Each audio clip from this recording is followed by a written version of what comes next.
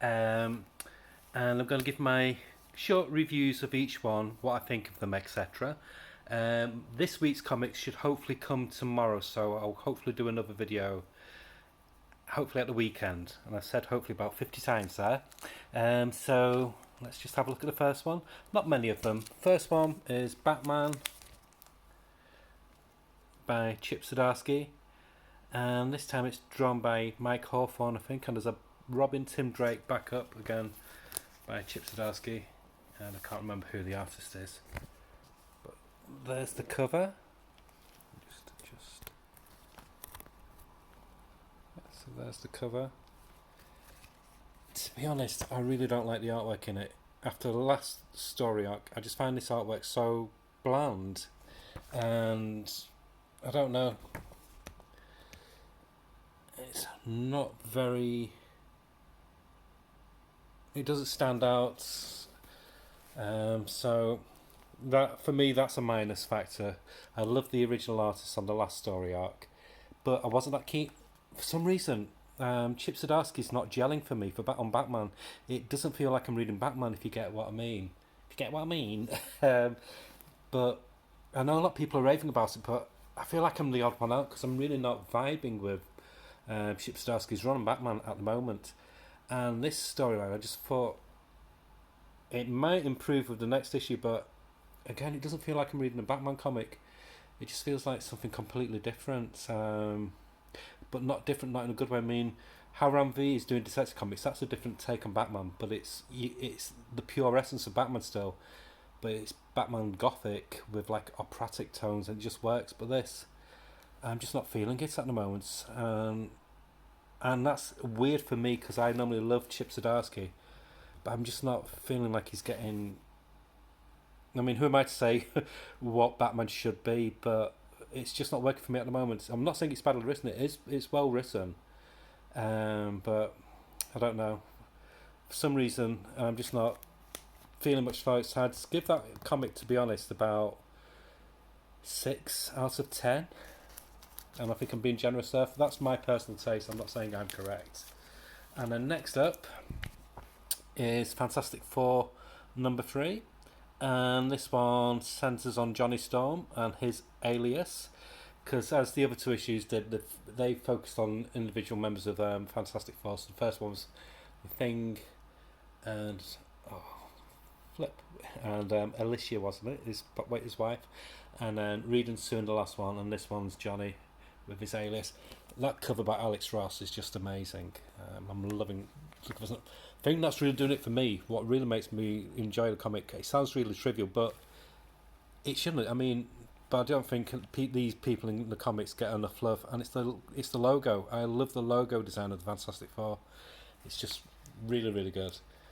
Don't want to reveal too much.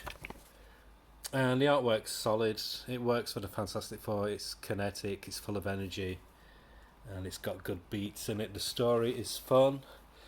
Yeah, I want to read the next issue. I want to know what the whole mystery is of why they've had to separate like they have. And I'm sure more will be revealed next issue. And yeah, I'm just really, really enjoying the Fantastic Four. It's a pure fun comic. It's everything I want in a Fantastic Four comic.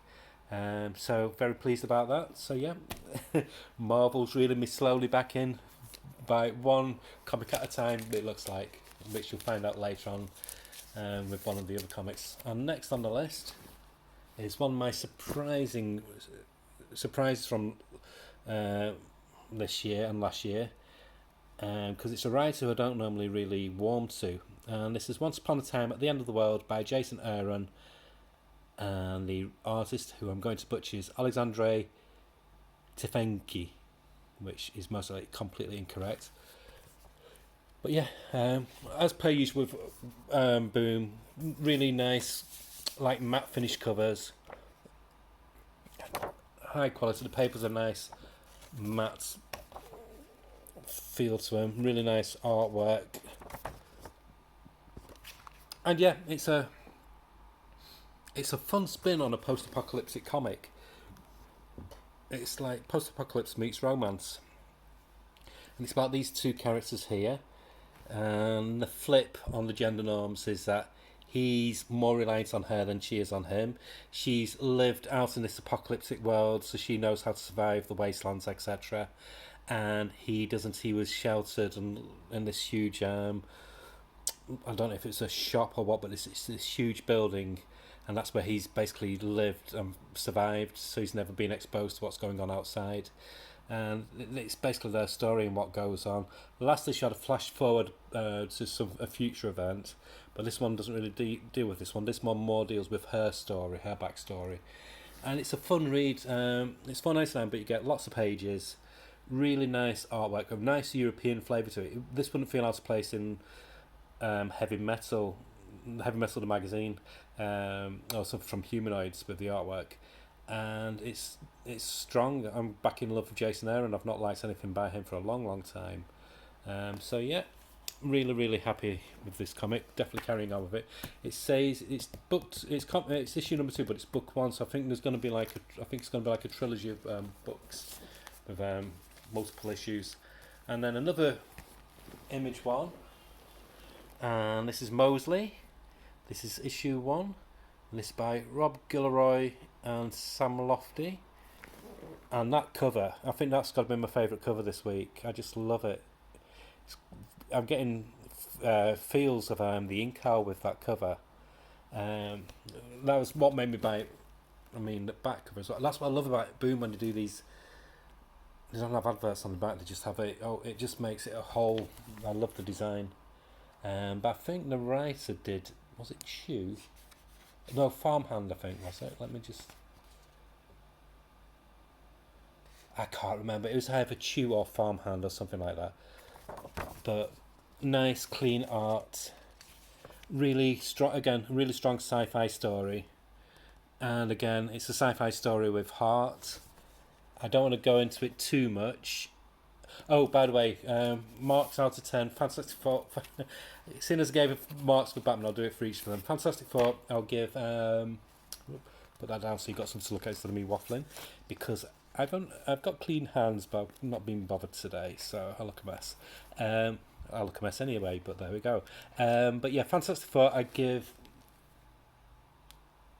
7.5. No, let's say 8 out of 10, because I really did enjoy it. It made me smile. Once Upon a Time. Again, 8.5 out of 10. Solid series. Really enjoying it. Yeah, Mose, I don't want to give too much away because you really need to read it, but just look at some of the art. It's really nice, clean art. But to describe what goes on in the comic would ruin some of the fun of reading it and discovering this new world. And it is well worth investigating for yourself. It's still available, and I really do highly recommend it. And again, I give this 8 out of 10.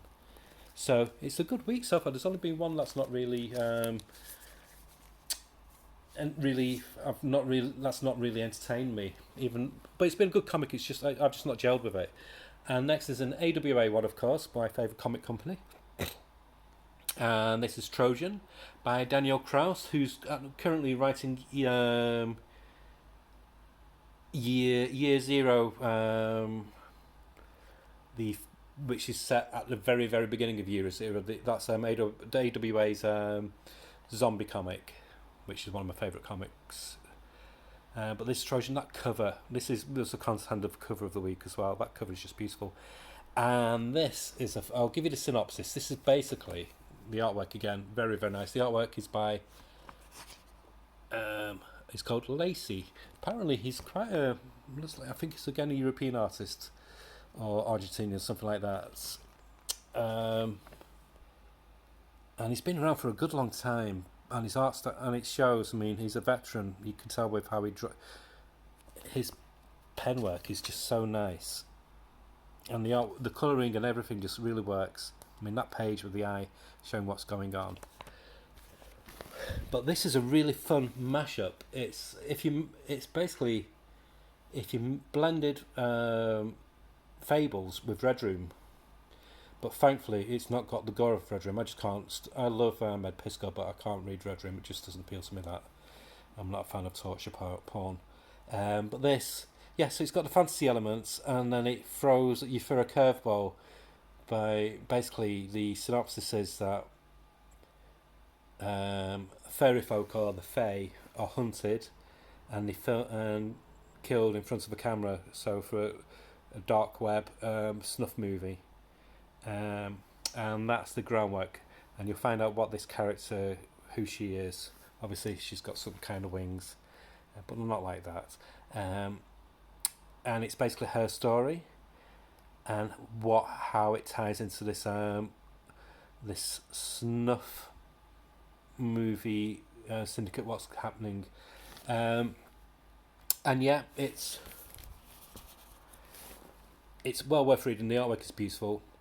It's $3.99 for the comics, 4 issues, or what AWA always do. They release within a month or two after the last issue. They release it in trade paperback for $9.99, so you could wait for that. Either ways, I just can't wait. So I love AWA. I give this 9 out of 10. That story wise, I think it's my second favourite story of the week. And here's my book of the week. Before I even show it, I'll say 10 out of 10 for everything for this comic. It's just perfect in my eyes. And that's Gotham City Year 1. This is issue 4. I think there's going to be 7 or 8 issues in total. And this is a masterclass in how to do noir in comics. Just from that cover alone, I mean, that cover is just amazing by Phil Hester. And the colorist is... Bear with me. Look at my cupboards, wardrobe, my drawers while I'm looking at it. That's the only thing that annoys me about DC now. You can never know where the credits are going to show. But yeah, so it's written by Tom King. I mean, look at that for a splash page. That's fantastic. I love that. I'd have that as a poster. Phil Hester does the pencils. Inks by Eric Gapstar. I've never heard of him, but he works well with Phil Hester's pencils. And Jody Blair just does amazing colours in this. And then letters by Clayton Cowles, who's really nice letters as well. So yeah, from the cover, the colouring, the layout, the composition, everything works. You've got the bloody baseball bat there. You've got this figure in the background who you'll find out who it is when you read the comic. And then our protagonist, Slam Bradley. And who's that lady? Well, you'll find out. But yeah, it's set before Batman, but it deals with the Wayne family, so his ancestors. And Slam Bradley's the main character.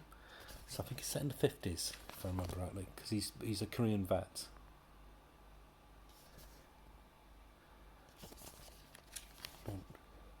But I mean, I know Tom King's very divisive. He gets a lot of flack for being verbose or describing the obvious when he doesn't need to.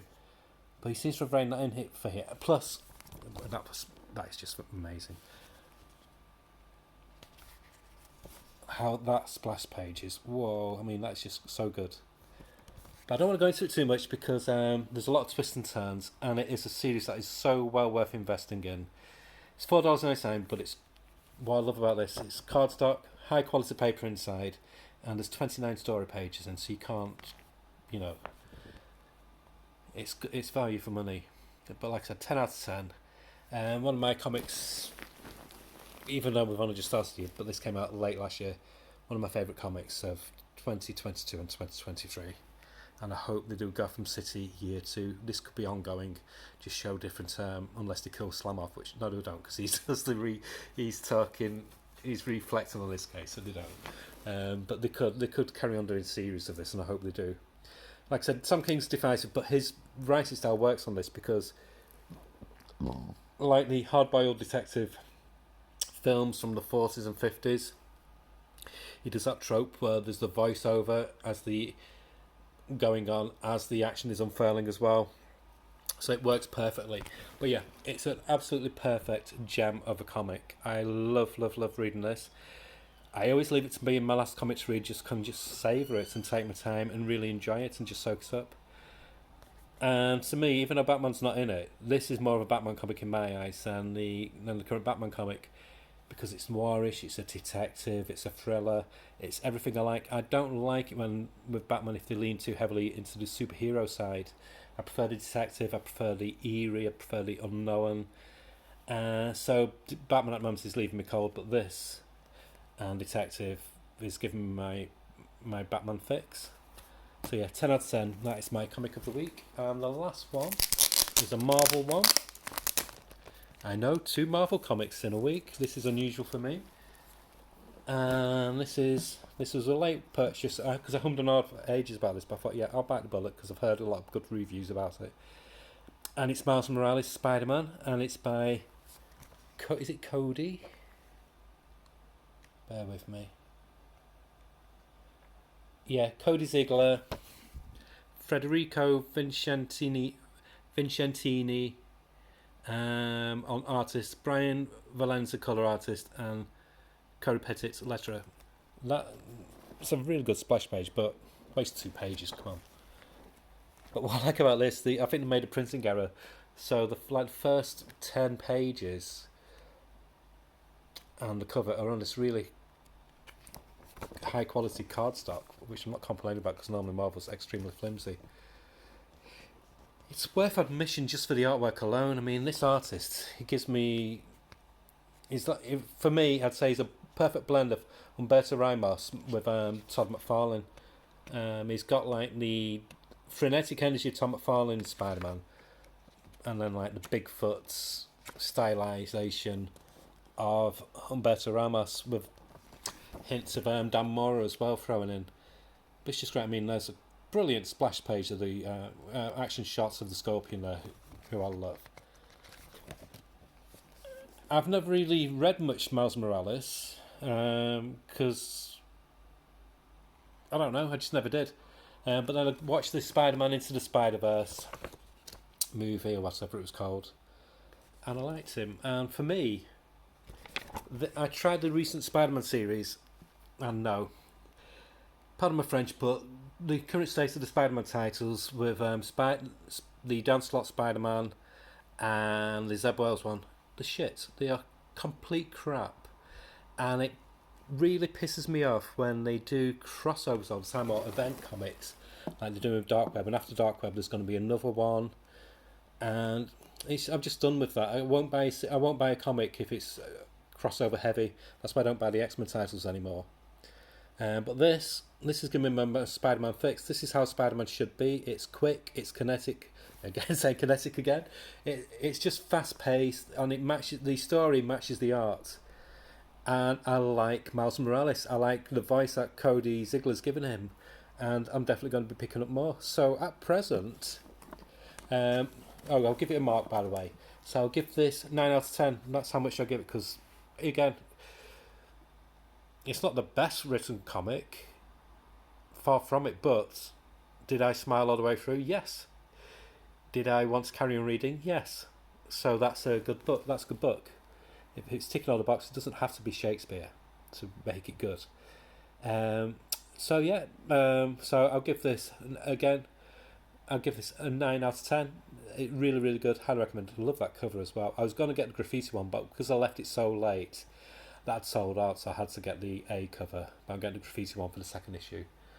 So at present, I'm getting a few Marvel, and I'm notorious for bitching about Marvel. So at present, I'm getting Fantastic Four, Miles Morales, Iron Man, which again surprised me, and I will be in the coming months. I'll be trying out Cosmic Ghost Rider because Stephanie Phillips is superb, and I'll also be getting.